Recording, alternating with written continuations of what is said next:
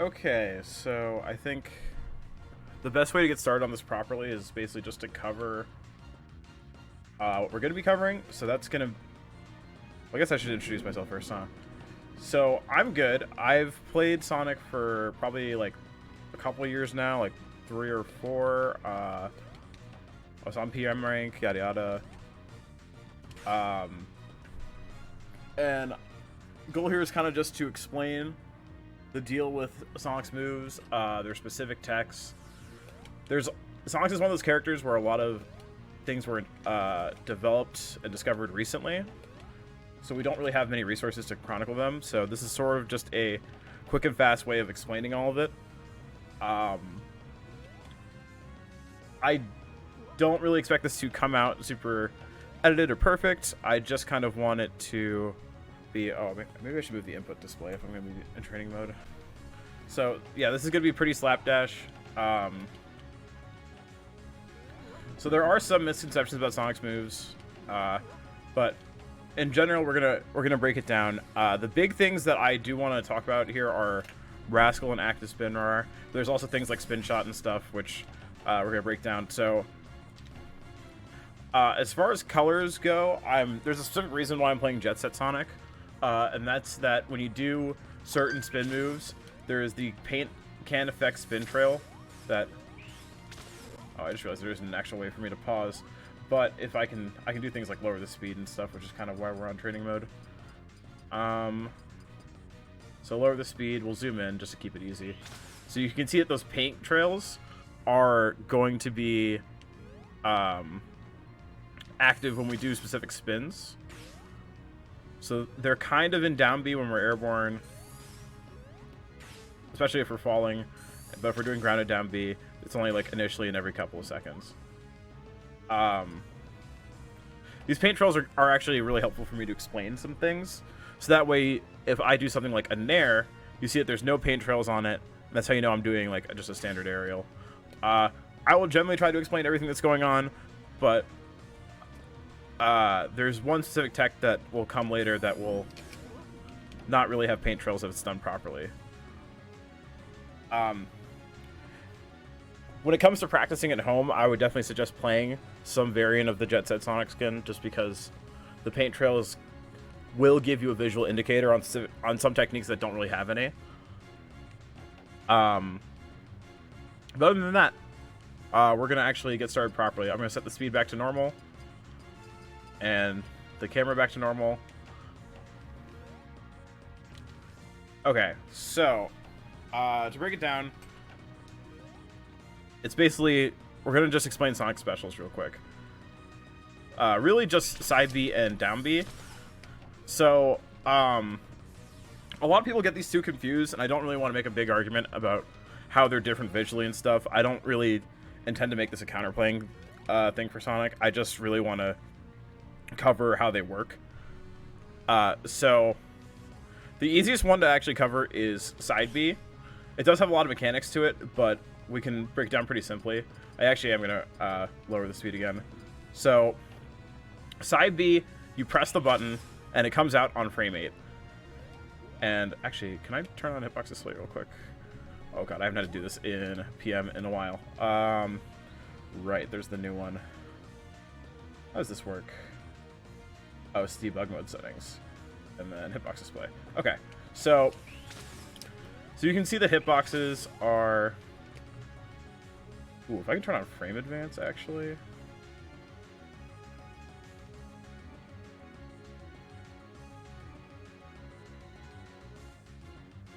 Yeah, okay. Perfect. And then it's... Oh, I just realized that's Alright, we don't need that. Sorry, I haven't used the new menu yet.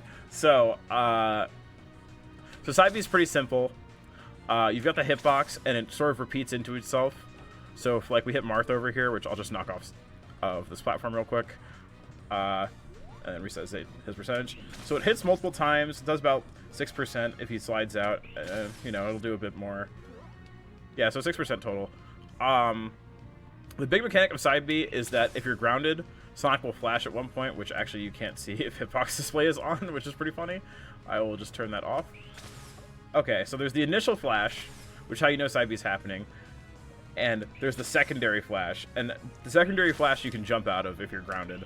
So jumping, there's a lot of things you can do out of. It's an actual jump animation, which means you can do things like wave dash, jump, cancel, grab, or just even like aerials, like nair or fair. And then there's that baseball kick, which you get the baseball kick if you press A at any given point.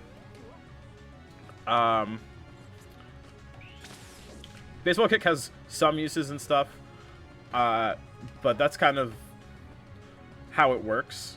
That's the breakdown. Down B's a little bit different. So down B, as opposed to just pressing it and then it comes out, it's a move that you have to charge.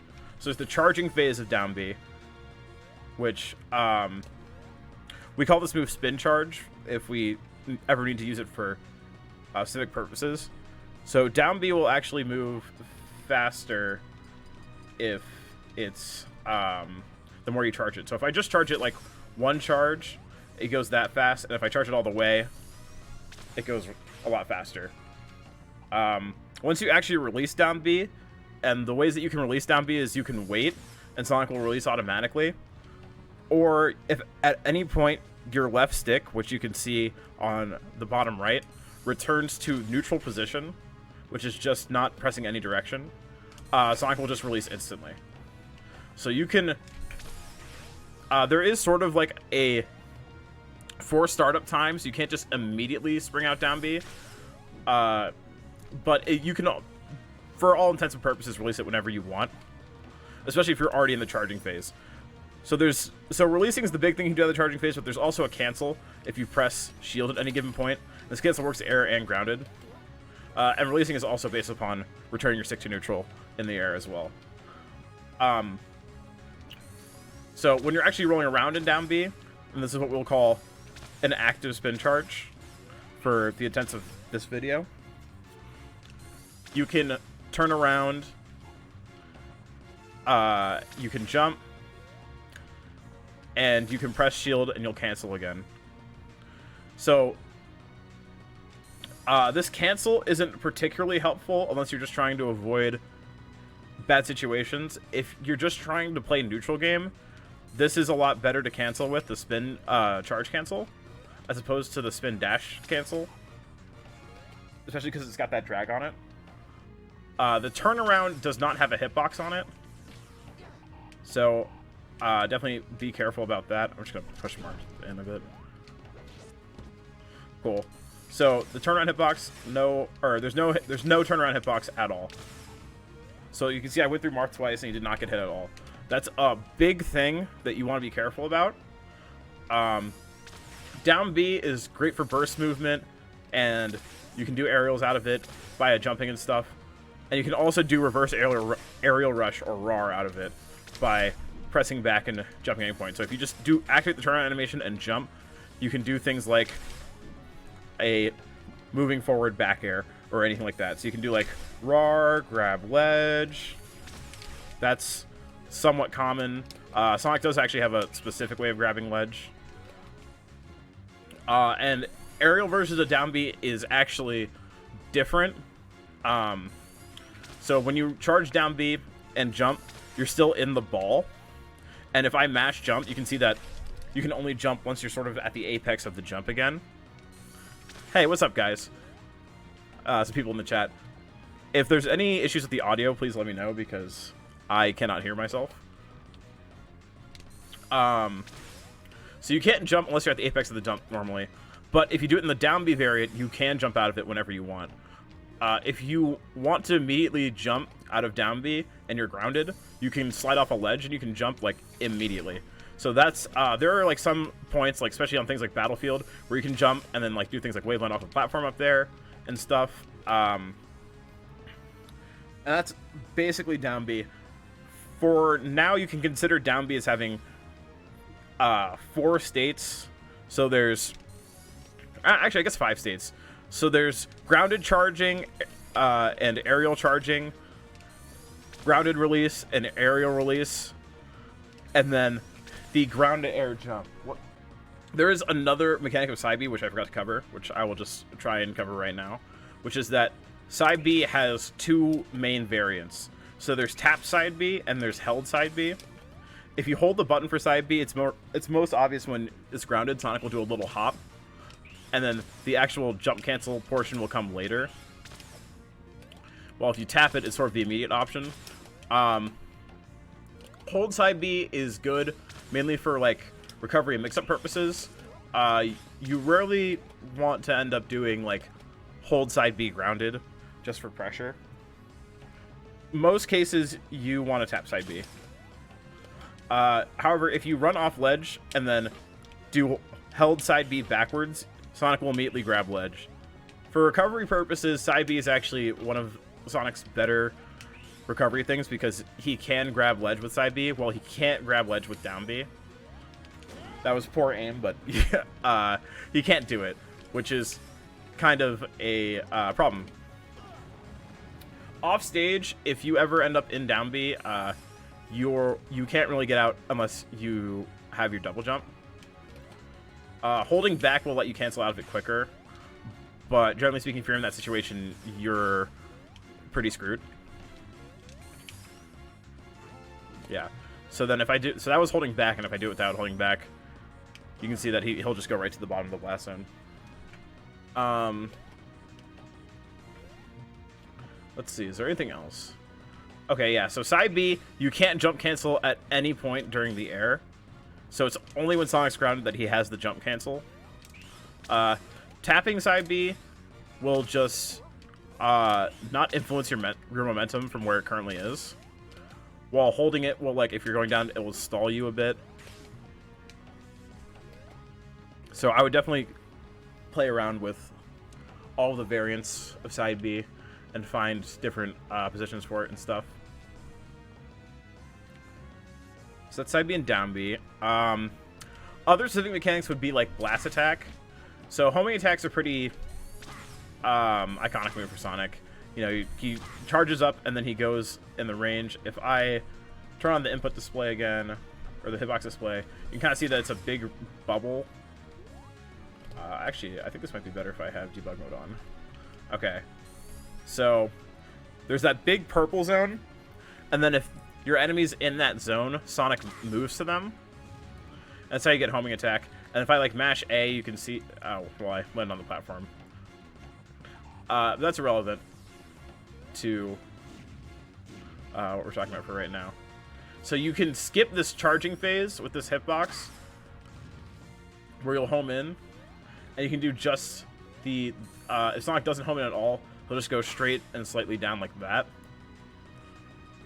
You can get just that immediately by just, during this charging phase here, just pressing A, and Sonic will just shoot forward. And it will ignore tracking entirely. So, if I do this, and then I press A, Sonic will not home into Marth at all, because the homing hitbox didn't come out.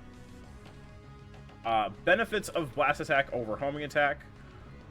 Big one is that you can blast attack to grab ledge if you're positioned properly. And blast attack on hit has a significantly faster IASA frame, or interruptible as soon as frames, which means that you can attack out of it quicker. Blast attack isn't considered particularly good by Sonic players, but that's preferential, and I don't really want to get into it in this. So that's kind of the basics. Oh, I guess there's one more thing. So up B is pretty simple. There's the aerial and grounded versions of it. But if Sonic up Bs and you hold forward, you can see that I kind of made it to about the center of the PS2 platform just from holding forward. But if you do an aerial out of it, Sonic actually gets access to his drift a lot faster. For most purposes, you want to probably go for back air. Back air is Sonic's fastest aerial animation. And you can do some things, like you can do back air up from there. That was a little low, but you can do things like back air back onto stage and stuff. So like so that's another, I guess, obscure Sonic technique. Is there anything else that I'm forgetting? No. So we can start going into RASCAL. So RASCAL is the big new hip Sonic tech, which I think I'm actually going to need to turn off debug mode for real quick. For now. Okay, so RASCAL is a couple things. It's sort of every mechanic that I've talked about so far working in sequence. So you're charging the aerial spin charge and you're releasing it and you're doing a lot of things. So we're gonna break it down at like half speed. So when you charge down B and you release it and you jump, you get the normal jump, yeah? But if you do it in the air, you get an actual double jump. Doing that means that you can do things like waveland out of it and stuff. Well, actually, I guess real quick, RASCAL is an acronym, actually. It stands for Released Aerial Spin Charge. So spin charge is down B. Release aerial spin charge is when, or release spin charge is when you just release it. And then the A is just aerial, which is just when we release airborne. So the first 4 letters of RASCAL is just letting you know that you're doing this. The crazy thing about RASCAL is the last 2 letters, which I'll break down once I explain sort of how you set it up. So, generally speaking, you want to use the charging hitboxes of down B on your opponent. And then, right as you release, you cancel it into whatever you want. I'm just doing Waveland here, just because that's a fast option, but you can do anything out of RASCAL. So the inputs you want to do is you're airborne, you're charging down B, and then you're returning your stick to neutral to immediately release down B. And then once it's released, you can press jump to cancel it, and then just do whatever you want. So you can do things like RASCAL Nair, RASCAL Down Air. There is actually a couple of videos of Chalkbound doing every aerial out of RASCAL. Or I think it was just every option possible. You can do... Let me get the CPU reset. You can do Waveland, and then like from that you can do side B or whatever. You can do RASCAL Waveland. Oh my god. It's hard to do the inputs slow when you're so used to doing them so fast. Yeah, you can do things like Waveland Grab, which I, of course, whiffed there. Not double speed. Jeez. But RASCAL... Knuckles can also RASCAL, but Sonic's has a distinct advantage in doing it in that he has side B. Side B is a really good setup into RASCAL.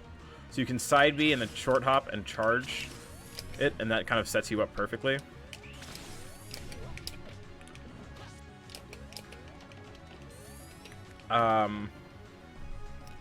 So now for the actual like AL or weird part of RASCAL, which is that when you release RASCAL, there's the hit stun. So all moves in Smash Brothers, when you hit them, there's a period of hit stop. So weak moves like jabs don't really come out, but like things like forward smash, there's a fair amount of that freeze or pause when it hits. So RASCAL is an abuse of states because this game's like coded very well. And by very well, I mean not so well. So I'm going to set the speed back to normal, and then we'll turn on debug mode. Okay, so we're jumping. We're charging the hitboxes, which that was full hop, which is kind of a problem. And then we release by returning our sticks to neutral. So that was that jump from like 1% to 12%. And now we're in this hit stop for, I'm not actually sure how long, but let's say 5 frames. So normally you can't do anything, and your actions just kind of get buffered or whatever. But Sonic's in a very weird state in this, so we can actually press jump even though we're stuck in the hit lag. So that's first frame of Sonic's jump animation. So let's say I wanted to do air dodge. I can then hold down and press R, and then we'll go to the next frame, and now Sonic's stuck in the first frame of his air dodge animation. Interesting. So what happens now? Does he just continue the air dodge? So we're just stuck here until hit lag decides to end, which that was 3 or 4 frames. Here's the 5th frame, 6th frame. And now Martha's moving, and Sonic's back to moving, and he's progressing in the animation. Then Sonic's landed, Marth's moving, etc. So why is this good? So normally when you hit with anything, you don't get to do inputs, and if we got like 8 frames of hit stop there, that's sort of working as an actionable buffer, in the sense that we can do whatever input we want during that 8 frame window, and it will result in Sonic essentially doing things frame perfectly. If you're familiar with like Smash Ultimate and its buffer, this is not the same thing conceptually, but it's going to get you the same effect, which is that doing an optimal combo is a lot easier because of this.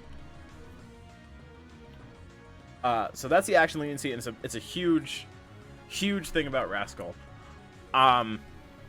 Technically speaking, the hitbox that immediately releases when you release down B right here versus the hitbox that comes later, like this, are somewhat different. Oh, there wasn't a hitbox there at all. Down B is kind of a weird move. Technically, there's a lot we still don't know and are discovering about down B. But the initial hitbox is a lot stronger on it. When it comes to RASCAL, anything you can do, or anything you can think of, is basically something you can do out of it. So it's really a move that's tied to your imagination. You can almost think of it like Fox Shine. It does do a lot of things better than Fox Shine, and it does do a lot of things worse than Fox Shine. So it's just kind of its own thing.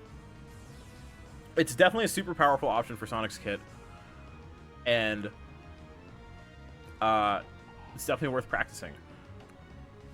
So to review the inputs of it real quick, your go-to bread and butter is probably going to be at low percents. Side B, I'm going to set the speed back to half, actually. Or let's do a 4th. Okay. So you press side B, and then we're holding forward, and then we jump. We charge down B backwards. We release, and we air dodge down. So side B, jump, release, air dodge down. You can do things like grab, and that's a grab combo or whatever.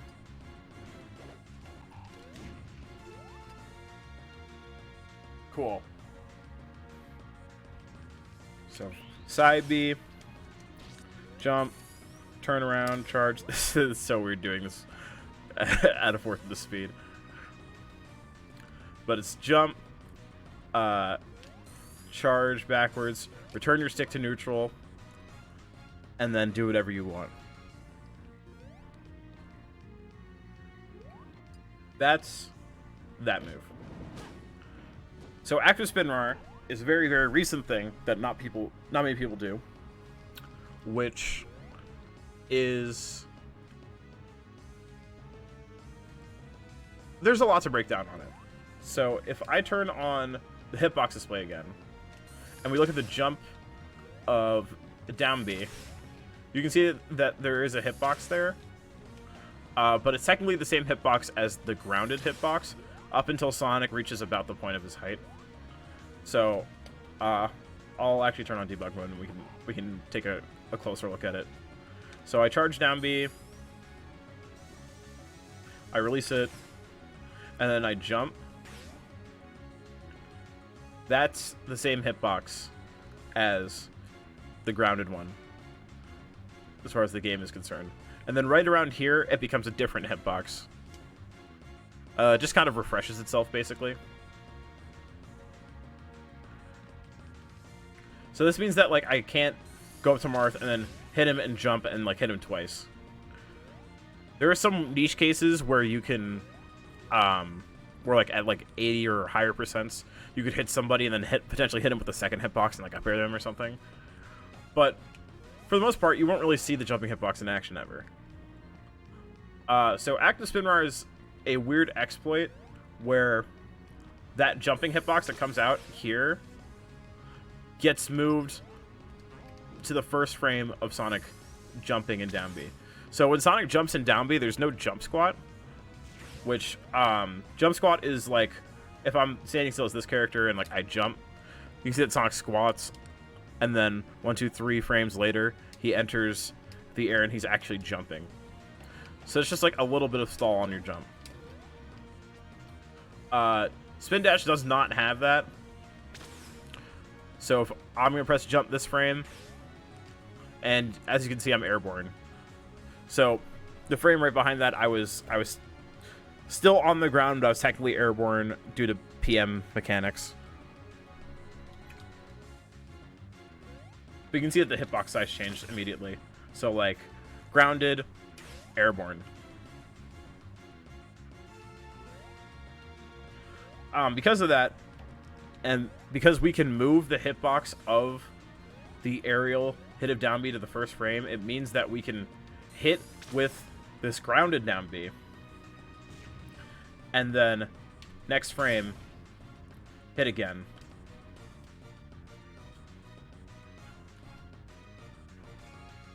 There's a lot of reasons why this is good, but to break it down simply, it means that every down B you do is going to do more damage, which is always nice. But there's also another big facet to it, which I can't really display here because I didn't prepare a second controller. But crouch canceling is a big thing in PM. Sonic down special. Oh god, I have to turn off debug mode again. Not that. So Sonic spin dash is crouch cancelable at basically any percent, which means that, well, not crouch cancel, but ASCI down. So that pop-up would not happen if Marth was holding down. He would just be on the ground in a tech state like that. I don't know if there's another controller I can use to explain this a little bit better. There is not. Oh boy. So just take my word for it. Actually, I guess there is a Giphy cat I can display to the stream real quick.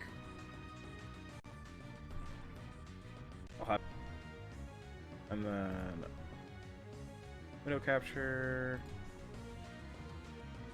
Cool. So you can see a normal spin dash. Diddy Kong stays crouched, while in active SpinRAR, he does just get popped up. How do you change the speed on Giphy Cat? I think it's this. Yeah. So, pretty basic stuff. Very handy, very helpful. So we'll break down how it's done real quick. I forgot to swap scenes on OBS. Sorry about that. Hi. Geez, how long has that been like that? Okay. I will start over from the beginning on the active SpinRAR thing then. So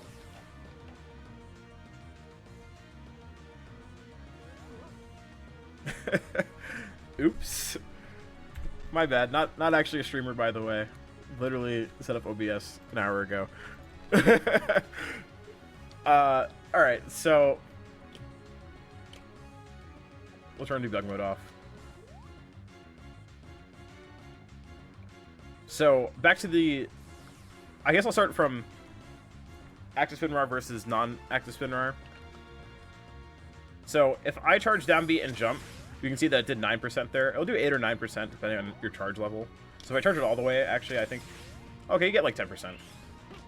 I'm not going to be charging it all the way, so you can tell that if we have 9 or 8%, that's a normal spin, dash, and jump.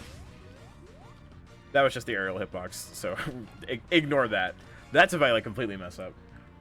If I active SpinRAR, the percent will jump up to like 13, 12, 11. Basically double digits is going to be our way of knowing that we hit active SpinRAR.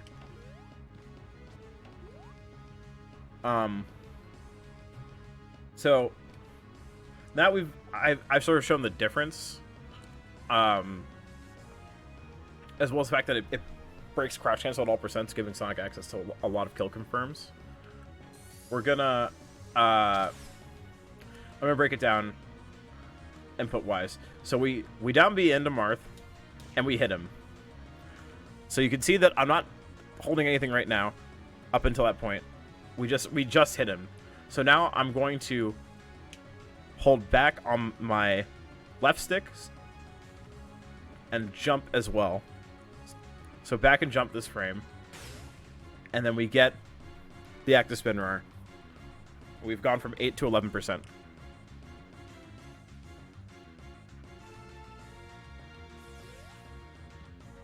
Super handy. Now for the sake of us, for how you might potentially miss this in practice. So we're charging down B. We're hitting Marth just like as we did last time. Everything's the same. We hit, and then let's say I hold back, initiates the turnaround, and then I press jump. You can see that we only got 9% that time. So we did not get active SpinRAR at all. So active SpinRAR is kind of a one frame because of this. Because you have to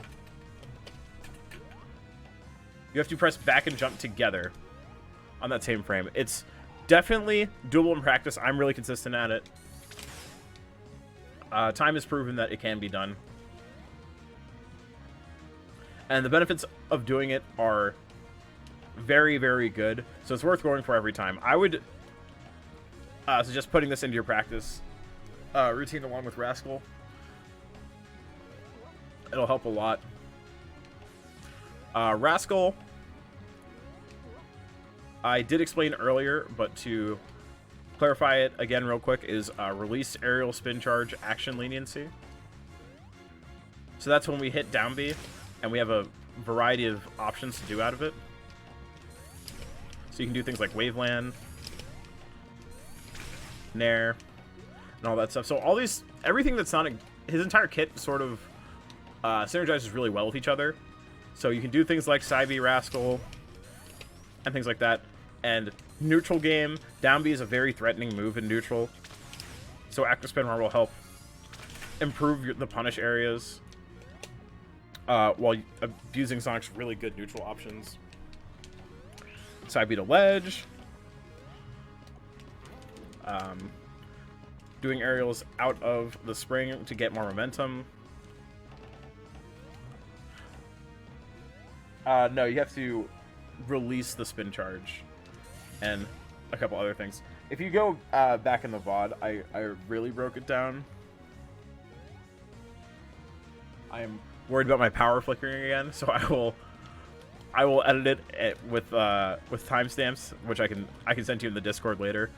But if there's any questions about active SpinRAR, now would be the time. Yeah, I'm recording it locally, so I should have it as well. Yeah, I'm gonna upload it to YouTube like as soon as I'm done.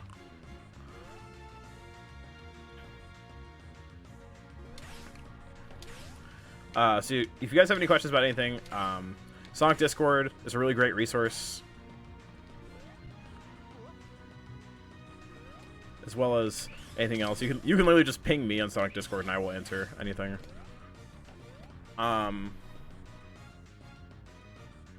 Just trying to make sure I'm not forgetting anything.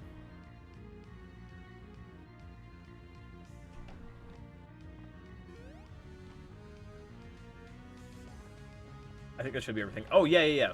So running back to the costume and why you should hit with it, or you should practice most likely using this costume if you're practicing RASCAL and stuff.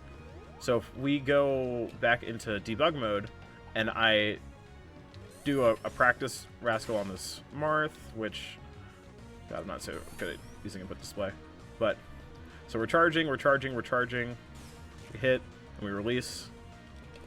That was not a good RASCAL, but oh my god. Okay, there we go. And then we release. Next frame. And jump. Air dodge down. So you can see that the paint cans don't really come up if you do it right.